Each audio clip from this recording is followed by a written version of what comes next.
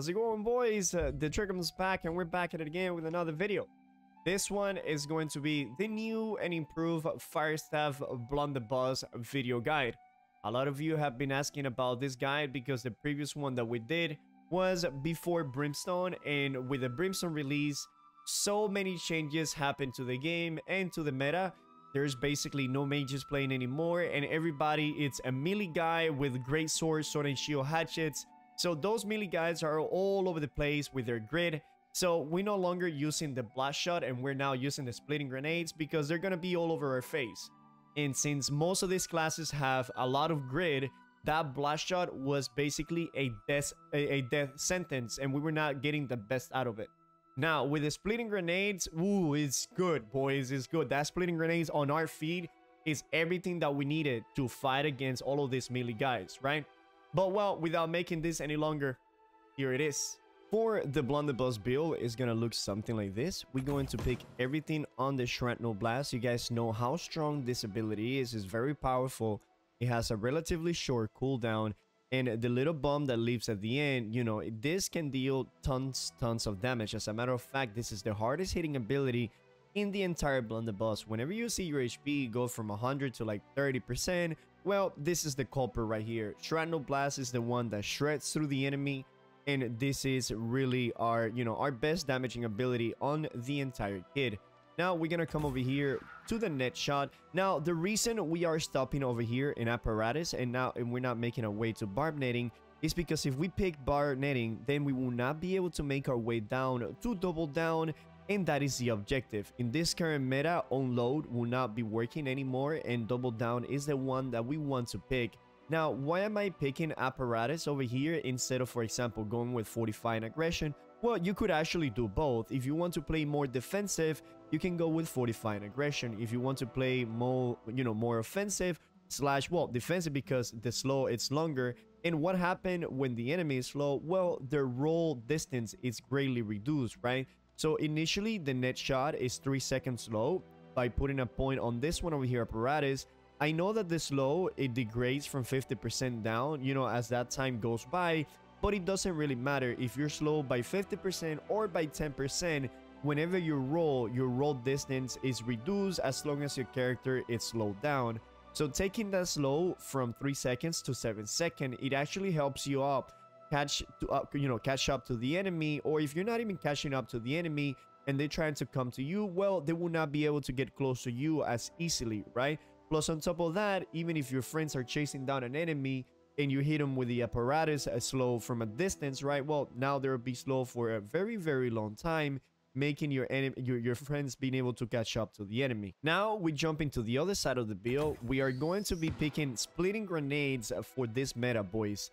I know before we were going with blast shot, but the reason that we're no longer going with blast shot is because right now we are on a very heavy melee meta, right? And what do I mean by that? Well, everybody's either great sword, sword and shield, hatchet, you name it, right? Like, there's basically no mages anymore.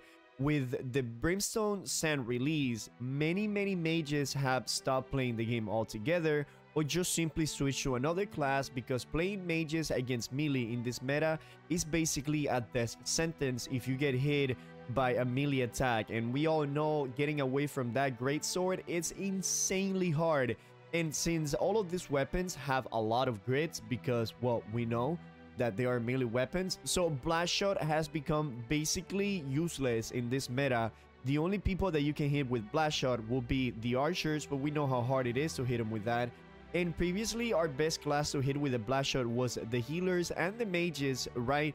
But no mages right now, and the healers, well, you just have to depend on your teammates to be able to kill the healers now. You won't be able to kill them as efficiently as we did before.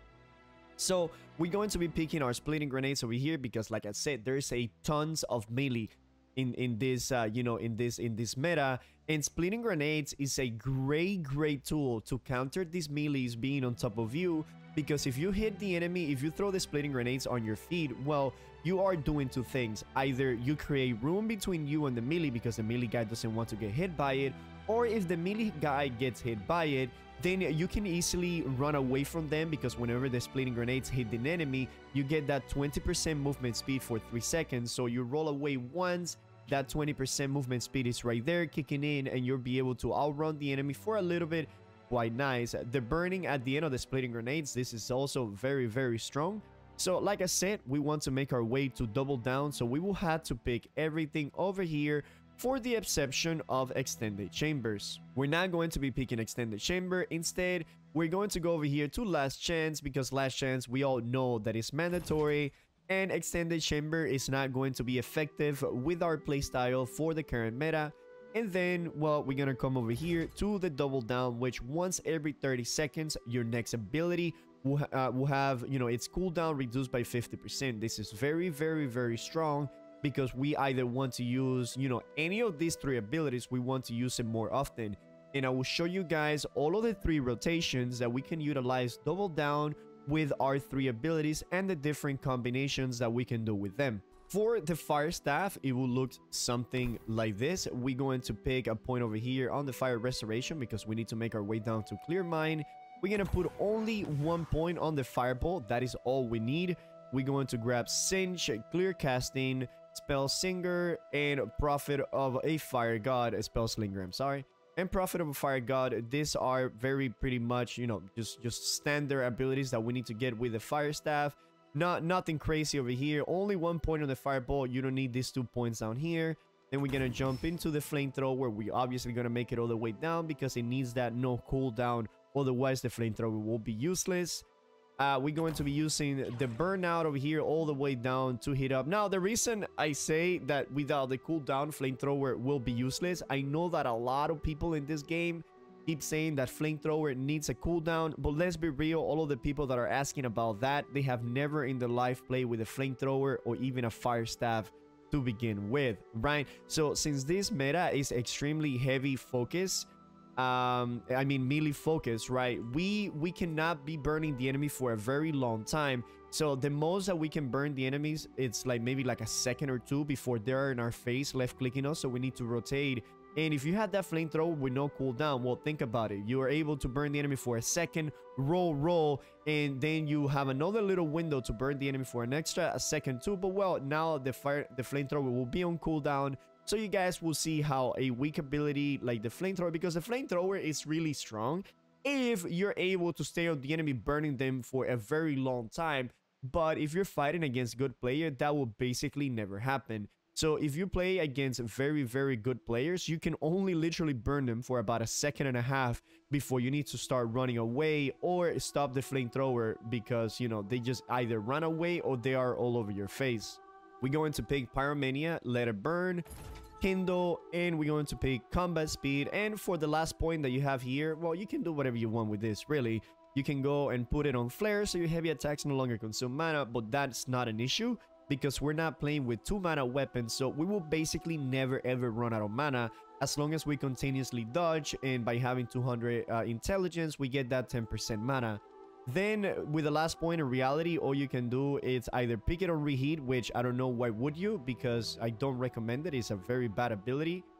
So that leaves us with 2 that we can really pick from. All right, you pick from Trial by Fire, which is a meme ability. It looks cool, it deals absolutely no damage, or you can go with Watch It Burn. Watch It Burn, whenever you crit with one of your abilities, it will, you know, add additional stack to the burning. Now, let's say that only works for Burnout and Fireball, because the Flamethrower, even though the Flamethrower is an ability, even if you crit with a Flamethrower, you will not be getting that extra stack of Watch It Burn, because why will abilities in the Firestaff kit work together, right? We all know how much AGS love fire mages.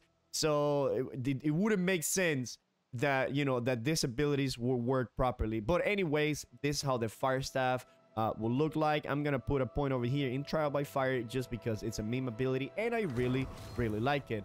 So here we go. This is how it will look. Oh, by the way, this is a little trick. I don't know if you guys have been using that. Whenever you pick the abilities, you don't have to go down here, click, and then click which ability you want on that slot. No, if you left click on the ability, you see how it says press Q, R, or F to automatically assign that ability to one of the slots. So if I were to press F over here, you guys see how the Flamethrower immediately put itself on the F. So whenever you are in a rush and you are switching your stats or your abilities real quick, you can just, you know, if you want your fireball Q, R, and F, because that is the way that I have it, you can just go like this, you know? And boom, just like that. That is very simple. Let me go back to the Blunderbuss. I use the net shot on Q, the Shrino Blast on F, and the splitting grenades on R. But well, there you go. That's a little tip and a little trick that a lot of people might not know, but it makes your life really easy. And well, that does it for the Blunderbuss and the Firestaff build. Now, for the attributes, I usually run 300 intelligence and 200 constitution. The reason you guys are seeing over here 210 constitution is because I have several gears that the HP just varies a little bit. And my goal is to always have, you know, 200 constitution minimum. It doesn't matter if I have 210. As long as I have 200 constitution, I'm very good. And that 10 points, you know, that you have extra, either if you put it in intelligence or constitution, it makes no difference, you know, whatsoever. The difference is just very, very minimal. Here for a little bit more damage and here just for a little bit more HP. The food that I'm using to achieve 300 and 200, well, in my case, I'm using the chicken fried rice. Well, pork belly fried rice. I like to call it chicken fried rice for some reason. But it is pork belly fried rice. Whatever food you would like to utilize, as long as it gets you to that 300 intelligence, is fine. You can use a pork belly fried rice. You can use a freaking 40 intelligence, or the counterpart to this, which will be the Perk glaze, right? Which it gives you 24 intelligence and 60 constitution. And the pork belly fried rice gives you 24 constitution and 60 intelligence. But it really doesn't matter. All right, I would recommend that you guys go to the marketplace if you guys don't have cooking and look at what this food is the most, you know, is the least expensive of them all. Usually the 40 intelligence food, these are rather expensive. So I suggest that you stick with either the pork belly fried rice or the glazed bear, because those usually go for like 30-40 gold. Very, very affordable food.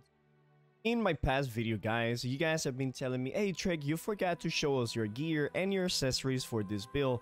Well, usually the reason I don't show my gear and or accessories for this build is because I use several sets. I don't use just one set. I actually use several sets to fight in depending on the situation. Since you guys know I'm a small scale PvPer, and whenever I'm doing arenas, if the enemy team has 3 archers, then well, I'll put my anti-archer set. If the enemy team has 3 great sword players, then I will put my anti-great sword player.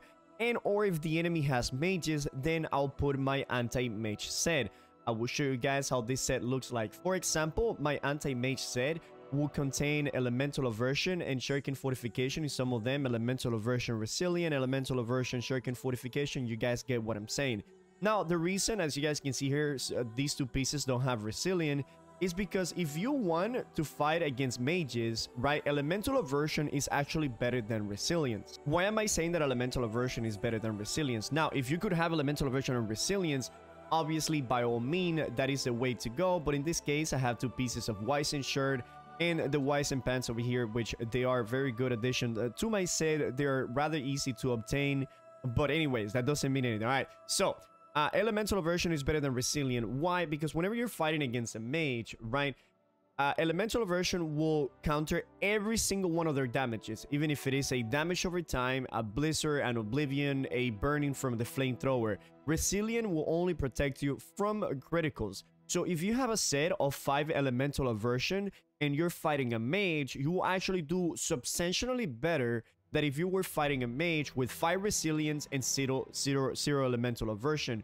And elemental aversion, again, against magical damage is just the best perk. Resilient is a good, you know, it's the best perk overall for any type of PvP, correct? But for a very, you know, focused PvP, let's say the enemy team is 3 mages, like I said, by you having elemental aversion in your gear, you will counter way more damage than if you were to have resilient on your gear. Now, if you can get a full set of elemental aversion and resilience, then you are on the right track to basically prevent all of the damage that they could do to you. So this is my anti-mage set, as you guys can see over here.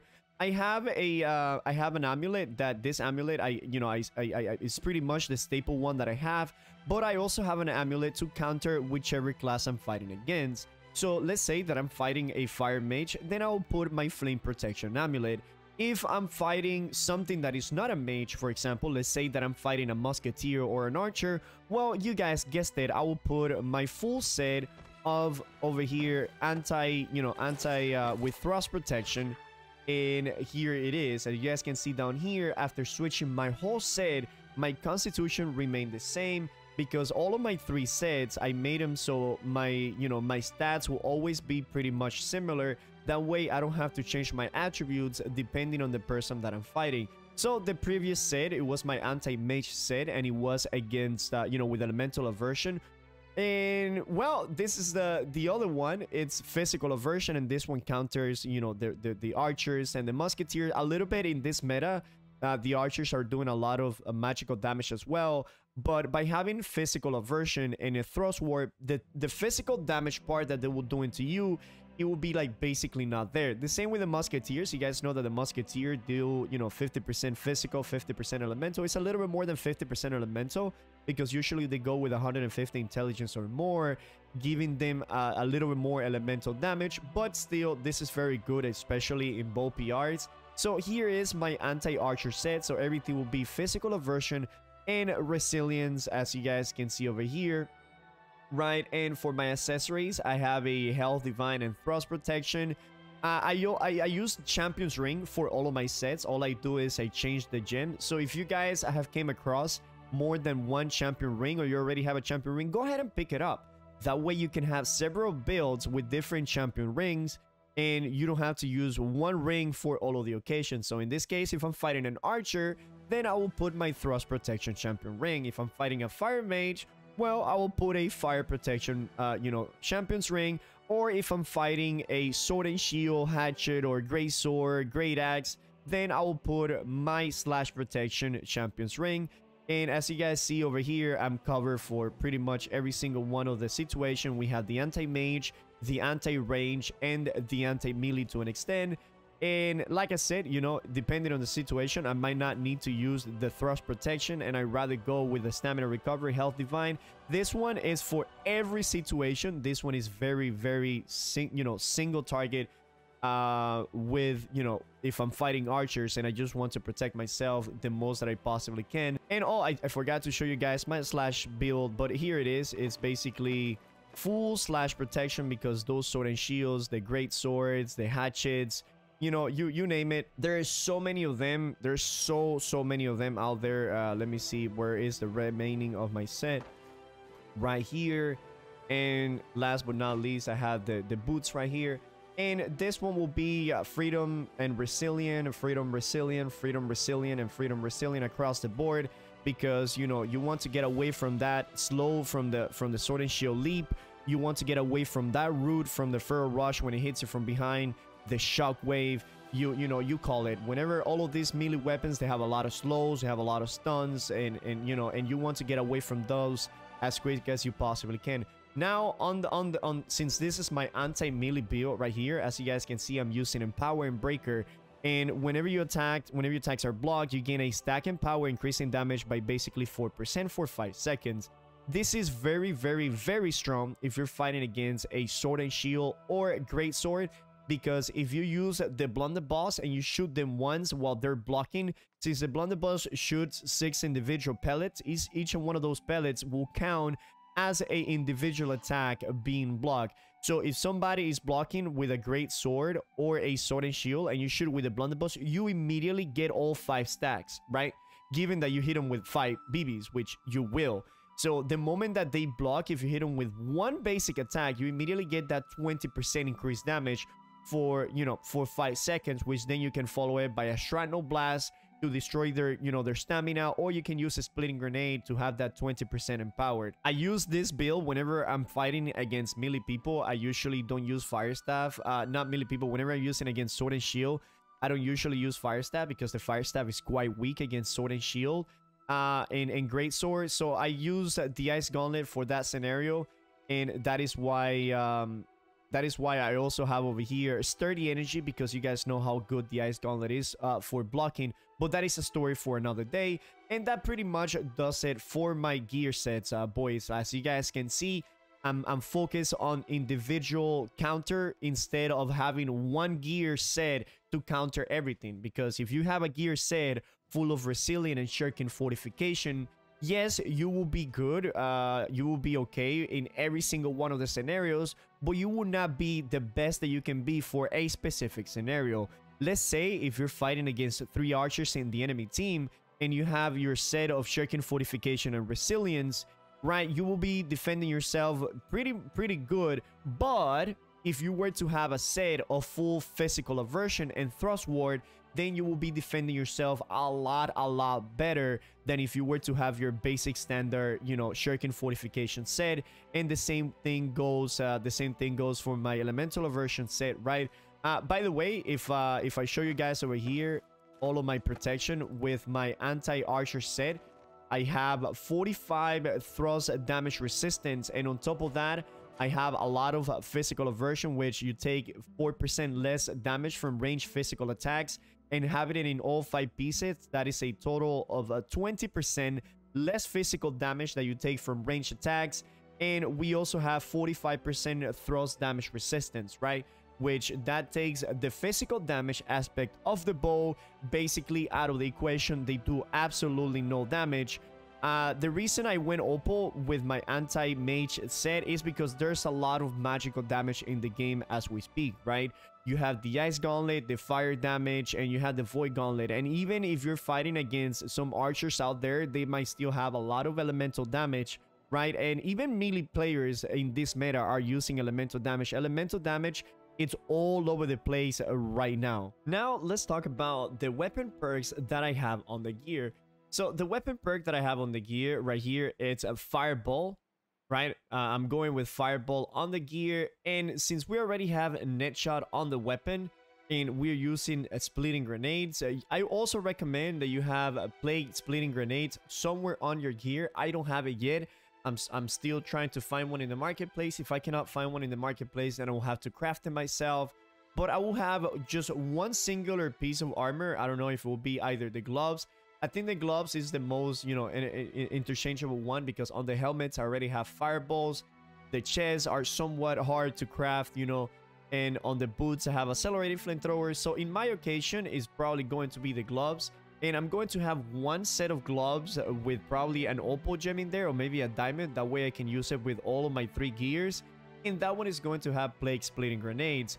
That is in case that you are in a small scale PvP and you want the net shot on the weapon, and you also want splitting grenades because it's not a bad addition, and you know, it's just that anti-healing is very good. If you are playing on a large scale PvP such as OPR, or the enemy it's very heavy on healing, then instead what you can do is you can get yourself a Blunderbuss with plague splitting grenades on it, so that way the anti-heal it's way stronger. And instead you will put a net shot on the gear, right? And you can have those 2 pieces. You can have a piece of armor with plague splitting grenade and then having net shot on the weapon for, you know, small scale, or if the enemy is not very big on healing. Or you can switch to having net shot in a piece of armor and having plague splitting grenades on the weapon. The reason I'm going empowering fireball on the gear and not on the weapon is because fireball has, let's say, a 15-second cooldown, right? The 25% damage difference, because having fireball on the gear is 32%, having it on the weapon I think it's like 55 or 57%. So your fireball will be doing an extra 20% damage. Now, fireball average damage, right? Well, this is a dummy, so, but here we go. Fireball average damage is anywhere from 2,000 to 2,500 on a good day. So 25% of that, it would just literally be anywhere from 400 to 500 damage that you are getting every 15 seconds. Now, if you have a perk, like a more offensive perk, like for example, Keenly Jagged has a 7-second cooldown. It lasts, you know, it lasts on the enemy for like 10 seconds. But in the 15 seconds of fireball, right, that you're waiting on the cooldown, a perk such as Keenly Jagged will do far more damage than just having that fireball on the weapon, right? Even if you go with a vicious and keen, in that 15 seconds that you're waiting for fireball to come back, you will do way more than just 400 damage thanks to those offensive perks. If you guys have Fireball on the weapon, I do not want you to change your whole gear, you know, your whole build, because what the damage differential will be about 500 to 600 if you go with Kingly Jagged instead of Fireball. And also depends how aggressive you're fighting. If you're a type of mage that you use Fireball a lot and you don't like to make, you know, get close to the enemy as much, then having Fireball on the weapon will be ideal. But if you're constantly doing damage and fighting against the enemies, right, having Fireball on the gear will be actually be better, because that way you can go with a triple offensive perk on the Firestaff, making it work, you know, to the best of its abilities. So that does it for my gear sets, and now I will tell you guys about the weapons and which perks I think are the best for this playstyle. For the Firestaff, the best perk by a launch shot after the Brimstone Sand release, it is going to be Attunement.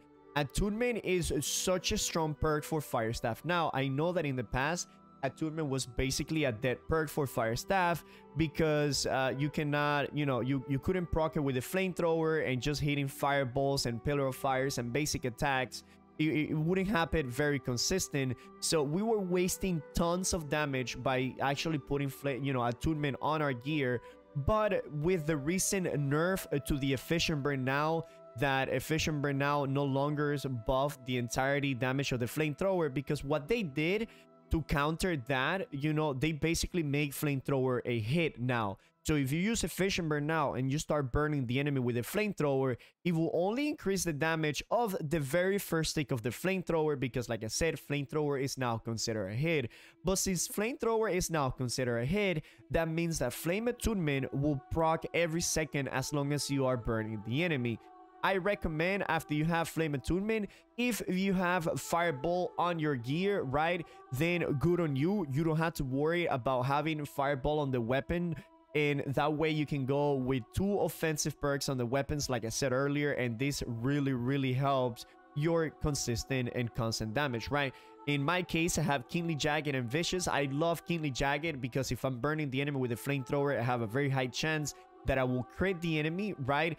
Adding that Kingly Jagged in there, and it's amazing, right? It's amazing because it's another dot that we adding to our arsenal, right? We have so much dot damage because we had the flamethrower damage, the consistent ticks, right? Then we had the flamethrower burn. Then we have, oh, by the way, I forgot to mention, the glass rune that I'm using for every single one of my gears is going to be the ignited. Why am I picking ignited over anything else? Well, the reason I'm picking ignited over everything else is because since we're using Blunderbuss and Firestaff, these 2 weapons have a lot, well, basically all of their damage is fire, right? So by putting 10% increased fire damage right here, you're both improving your Blunderbuss damage and your Firestaff. That the Shrapnel Blast, the Splitting Grenades, all of those things are fire, correct?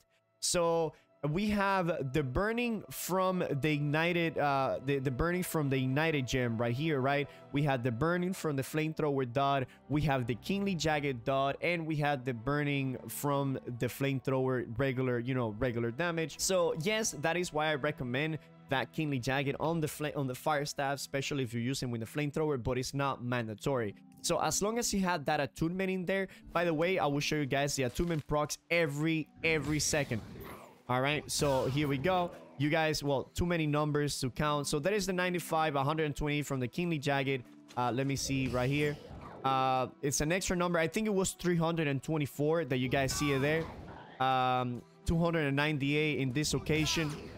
298 again, so you guys can see, and I won't be able to show you with these dummies because they die rather quickly, but if you guys were to look at my Firestaff, you guys will see that it's there. All right, just believe me, trust me, the Flame Attunement in this occasion will be proccing every 1 second as long as I'm burning the enemy, because, you know, the Firestaff flamethrower will now activate the attunement. The reason I went Flame Attunement over any other attunement is because, well, like I said, you know, we're going with ignited damage right here, increasing our fire damage. So in this occasion, the Flame Attunement will be deal a little bit more damage. It's not that crazy of a difference.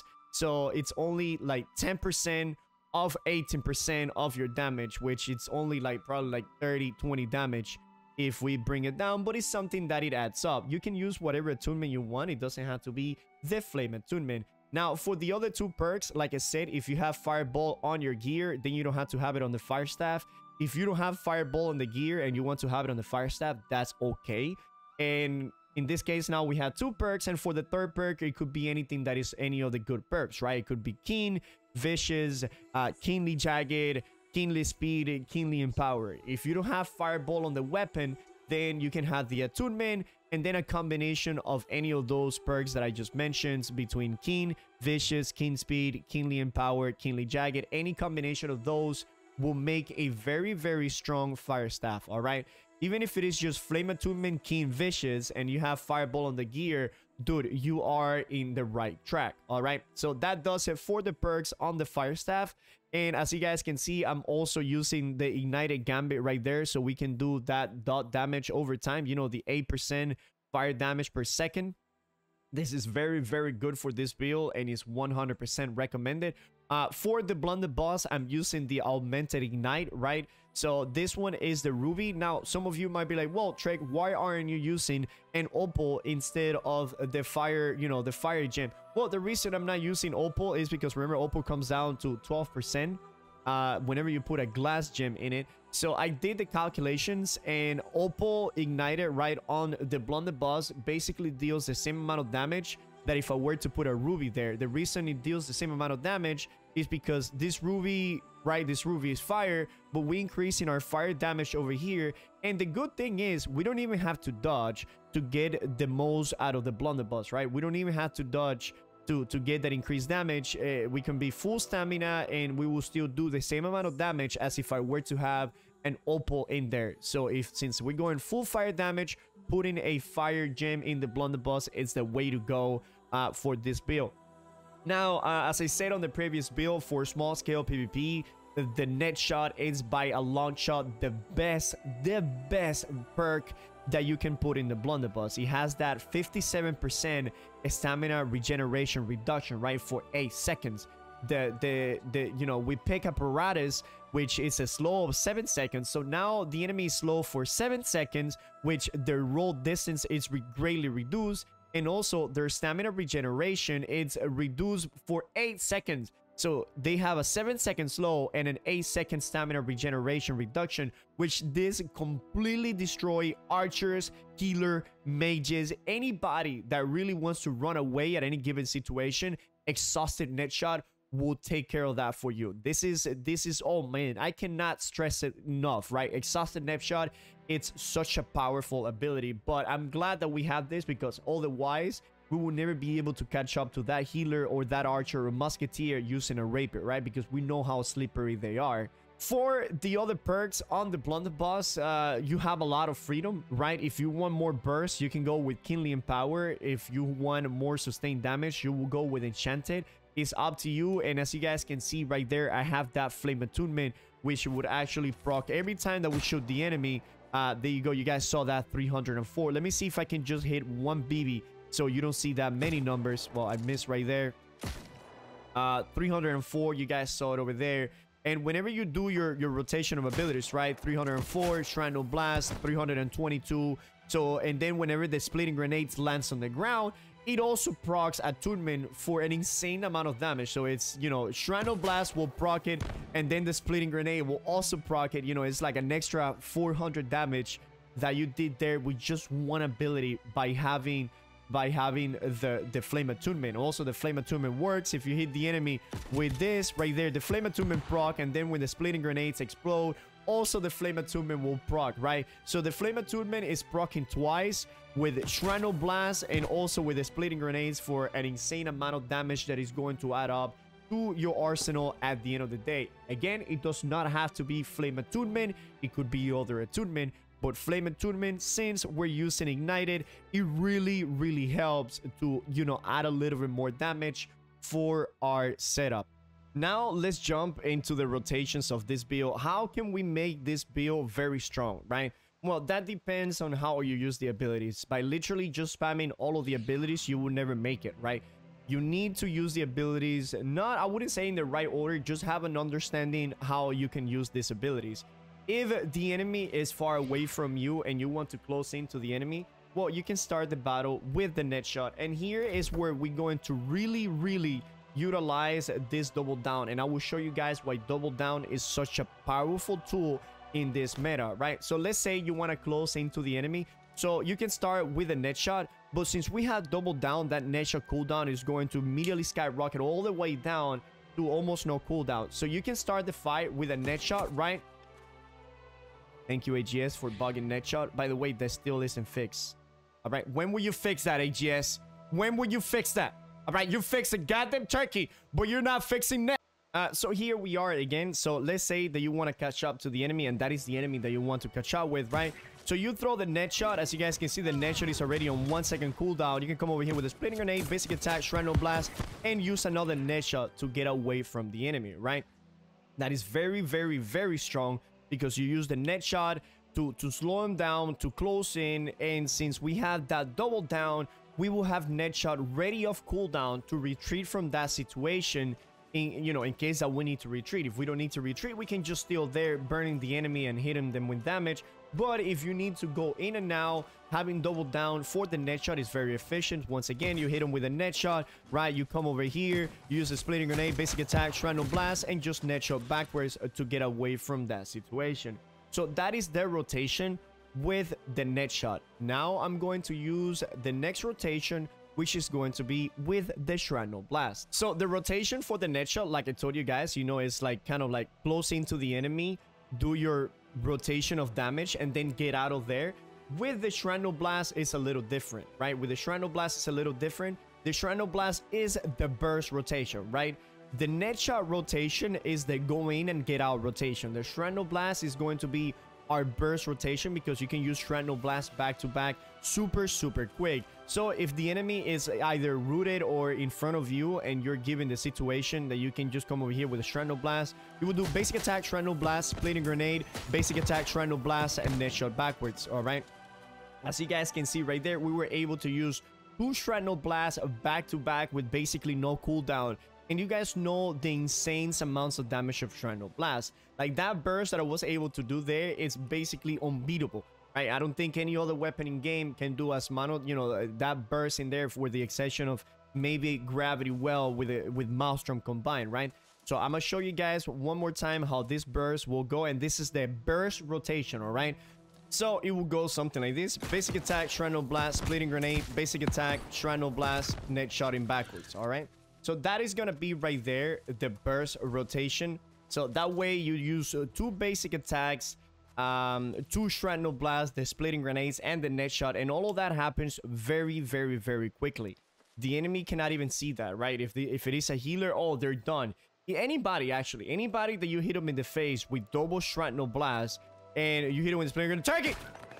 And you hit them with the splitting grenades, right? Dude, it's insane amounts of damage that you do to the enemy. I will show you guys exactly how it will look again. So basic attack, shrapnel blast, you can roll, use splitting grenade, basic attack, shrapnel blast, and net shot backwards to get yourself out of danger. And now that right there is the rotation for double down shrapnel blast, right? The previous one was the net shot, get in and get out. This one was the burst rotation with the double shrapnel blast. Now, the last rotation that I want to show you guys will be the splitting grenade rotation. The splitting grenade rotation is a little bit slower because, as you guys know, splitting grenade actually has a very long cooldown of 27 seconds. Shrapnel blast has 12 seconds and net shot have 18 seconds. Together with a double down, these 2 abilities almost have no cooldown, but the splitting grenade has a little bit of a longer cooldown, and it's a little bit of a different build, a different rotation. So when will you use this rotation? Well, you will use this rotation whenever you want to do the most AoE damage. Let's say that you're fighting the 3 enemies, they're all on top of your healer, or they just got caught by a Gravity Well, right? And you will want to use the splitting grenades there and there. Or if you have a melee on top of you, splitting grenades is one of your best tools because you will put the splitting grenade on your feet, right? And then the enemy has 2 choices. Either they get hit by the splitting grenades or they go away from you and don't get hit by the splitting grenades. If they get hit by the splitting grenades, you know, you get that movement speed. If they don't get hit by the splitting grenades, well, you got yourself a little bit of a room, a little bit of a breather, and it works either way. So the rotation for the splitting grenades, it will be something like this, right? You'll go with the splitting grenades, basic attack, shrapnel blast. You will do a net shot. Now look at the cooldown of splitting grenades and shrapnel blast, right? They basically have the same cooldown.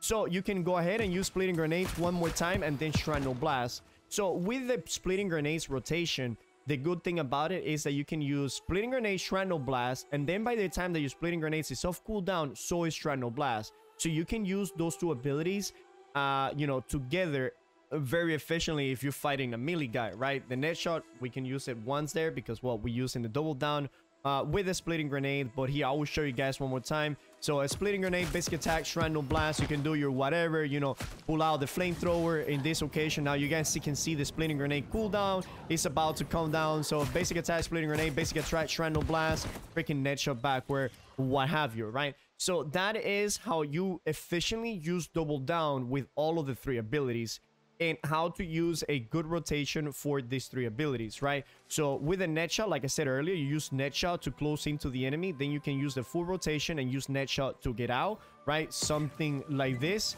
You will do that, you will come into the enemy, splitting grenades, you know, shrapnel blast, and boom, you had net shot to get away from there again, right? With the shrapnel blast, it is basic attack, shrapnel blast, a splitting grenade, basic attack, shrapnel blast, net shot, right? With the splitting grenades, you will use basic attack, splitting grenades, basic attack, shrapnel blast, and you can switch to your Firestaff, or you can do a net shot, slow the enemy down, and then you have that splitting grenade, shrapnel blast ready to go again. I will show you guys one more time because why not, right? So a splitting grenade right here, basic attack, you can do a net shot, Firestaff, basic attack, fireball, you know, burning with a flamethrower for a little bit over here, then you come basic attack, splitting grenade, basic attack, shrapnel blast, and get out of there, right? Get out of there. So right there, we were able to use splitting grenade twice in 10 seconds together with the shrapnel blast for an insane amount of consistent AoE damage. That is crazy, crazy damage. And that is the basic rotation for all the three builds with the double down. Another crazy thing about double down is, let's say that you're chasing down an enemy, right? If you're chasing down an enemy in an OPR or open world, having double down together with net shot, this is the worst nightmare for these people. Why? Because like I said earlier, you know, the cooldown, the duration of apparatus over here, take this low to 7 seconds. And since we have this thing over here, sus a net shot, that lasts 8 seconds, you can literally have the enemy slow down and without any stamina regeneration for 16 freaking seconds, boys. And what am I saying 16 seconds? Because look at this. You can use net shot and the cooldown is on 3 seconds. So the enemy will still have the net shot on them before it even runs out, you know, the debuff on them, and you will already have it again. So you can, boom, use another net shot on them as soon as the 5-6 seconds later. So if you're really far from the enemy, you can really catch up to them and not let him run away with the uses of 2 net shots, right? Like, let's say that you want to catch an archer, right? And he's over there. You're gonna hit him with that net shot. They're gonna be running for 1, 2, 3, 4, 5, 6. Oh, you hit him with another net shot. Boom, you refresh that duration, and then that guy's like, oh, god damn it again. And since we're a mage, you know, we can just close in with a burnout and making our life a lot easier. Now, how do we do the rotation with these 2 weapons in combination? Well, it pretty much doesn't change from our previous video. The Firestaff purpose is to use, you know, to send in those fireballs to get that, you know, that juicy damage anytime that you can, and obviously it's off cooldown. We're going to utilize the flamethrowers as our, you know, sustained damage whenever we don't have the blunderbuss, or whenever the situation dictates, right? If you're burning the enemy and the you know, you have an opening right there, then you can go ahead and switch to the shrapnel blast, to the blunderbuss, and do a very nice rotation, switch back to the flamethrower, Firestaff, you know, use a combination of this type of abilities like such. And this is how you play this build, boys. You play this build combining these 2 weapons and never having any downtime for you to do damage. I want you to be as offensive and aggressive as you possibly can. And if you want to play defensive, well, we obviously have the burnout to get away from the situation, the net shot to get a little bit of distance from the enemy as well. and it's just it works very well, you know, together. And you guys have seen, well, you guys have seen it on the stream, how these two weapons combined, if played correctly, they could be a powerhouse and a force to reckon with, right? It's insane amount of damage, sustained damage, burst damage, utility. Basically, with the Blunderbuss, Firestaff, you will have everything for this meta. The only thing that we were not going to have is going to be hard CC, such as knockdown, stunts, or something like that. But it's okay because, you know, all of these melee people, they have a shit ton of grid. So the blast shot for this meta is not going to be really good. The only time that I recommend that you get blast shot, it's if you're fighting against 3 mages, right? Or if you're fighting against 3 archers, then hitting them with the splitting grenades, it's basically a dead, you know, it's so freaking hard to hit a ranged player with splitting grenade because they will be running away and they will just dodge out of it. But splitting grenade, since the majority of the players in this meta are melee, a splitting grenade is coming in very hard. And that was the basic rotation for the Firestaff and Blunderbuss.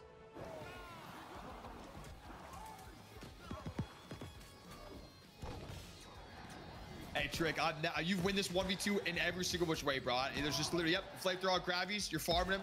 Yeah, line the musket, you're doing good. Insane, great gameplay. Nice job, Tricks. Good fireball. What a fucking snipe on the fireball. It's over. Trick recovered HP, baby. Big fucking blazing storm charge away from the musketeer. I gotta say, Chad, there's literally no way my boy Trick loses versus the musket. We've seen him before against musket left and right all the time. He's saving his cooldowns. He's recovering on HP. He's got him. He's pushing in. Firestaff, Blunderbuss coming in hot, dude. If you can't take the heat, get out of the kitchen. What he's saying to Loopy right now. Trick lacing shots. Big fire flamethrower gameplay right here. Nice Blunderbuss. Trick taking the D right now. They're a big potion heal. Loopy Doopy actually performed very well with the musket. Rain Pierre here. Trick more flamethrower gameplay right here. Loopy not seeming to lose any HP. I'm not sure what Trick is doing, bro. He's holding back. He's holding back. He's ready to serve up some justice to Loopy right here, chat. He's got him cooked up in the pan right now. He's about to season him. He's got him over medium heat, just getting a nice char on one side here. Spicing him up right now. There it is. Seasoned.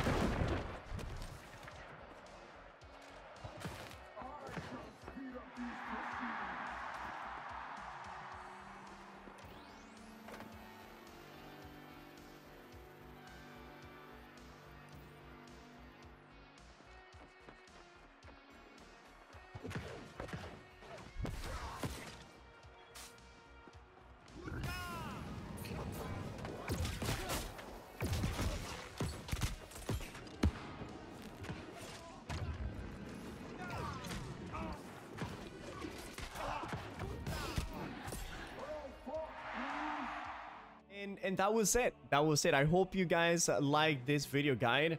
I will be working on my PvE Blunderbuss Firestaff next. For those of you that have been watching my stream, You guys know that I've been actually making a PvE Blunderbuss Firestaff. These two weapons have been considered one of the weakest weapons in the entire game for PvE. But if you guys were watching the stream, you know, in the past week, you guys know that with the right combination of abilities and gear setup, we can do an insane amount of damage. As a matter of fact, we are staying competitive, believe it or not, with the hatchet players, right? We are doing so much AoE damage, an insane amount of single target damage with the Blunderbuss and the Firestaff for AoE, to the point that we are even staying competitive and even in some occasions doing even more damage than your average hatchet player. But that is the one that we're working on. If you guys like this type of content, hey, don't forget to like the video and sub to the YouTube channel. It really helps a lot with the algorithm. And also, if you guys would like to catch me, you know, streaming and ask any question that you guys have about this build, the game, or, you know, anything in general, go to Twitch. It probably should be somewhere over here. But anyways, guys, I hope that you guys enjoyed this video, and I'll see you boys in the next one. Cheers.